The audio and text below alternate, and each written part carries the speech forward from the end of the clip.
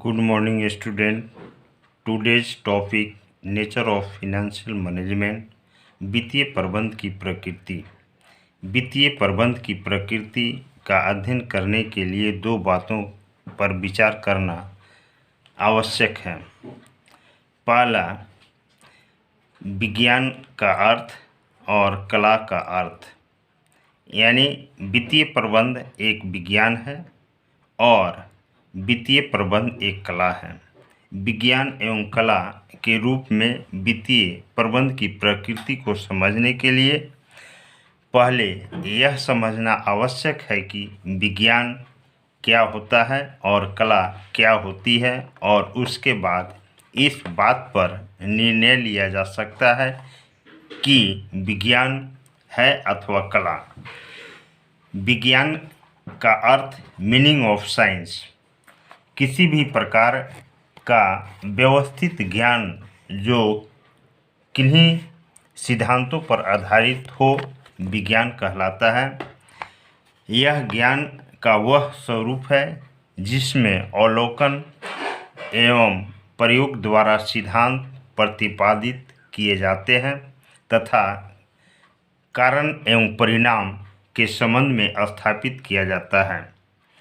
कला का अर्थ में मीनिंग ऑफ आर्ट, किसी भी कार्य को श्रेष्ठ ढंग से कैसे किया जाए, यह उस कार्य के कला पक्ष को दर्शाता है। दूसरे शब्दों में, उपलब्ध ज्ञान एवं कौशल को व्यवहारिक रूप देना ही कला होता है। क्या वित्तीय प्रबंध एक विज्ञान है? Is financial management is a science?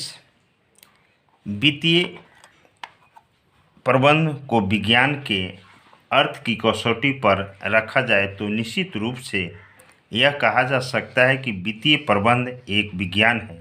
विज्ञान की तरह वित्तीय प्रबंध को भी अनेक सिद्धांतों पर आधारित है। वित्तीय निष्पादन के विश्लेषण हेतु अनुपात विश्लेषण, रोकड़ प्रवाह विश्लेषण, कोष प्रवाह विश्लेषण एवं विचरण विश्लेषण इत्यादि तकनीकों का प्रयोग किया जाता है। इसके अलावा वित्तीय विश्लेषण हेतु अनेक सांख्यिकीय एवं गणितीय विधियों का प्रयोग किया जाता है।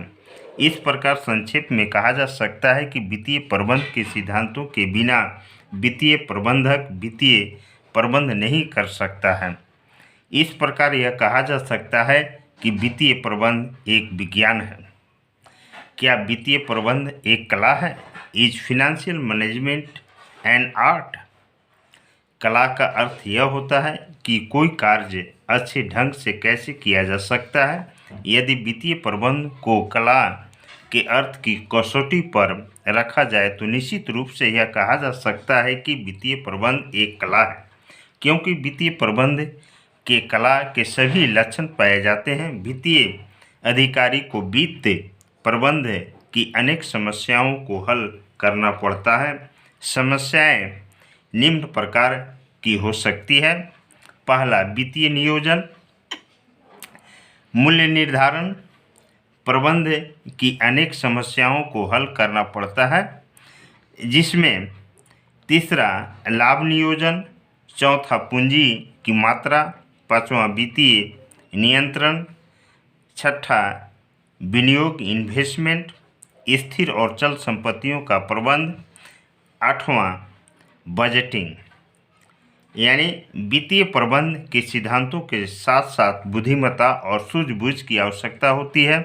जब तक बुद्धिमत्ता का प्रयोग नहीं किया जाएगा तब तक सिद्धांत सफल नहीं हो सकते। सिद्धांतों को कारगर बनाने के लिए कौशल की आवश्यकता होती है। संक्षेप में हम कह सकते हैं कि वित्तीय प्रबंध एक कला है।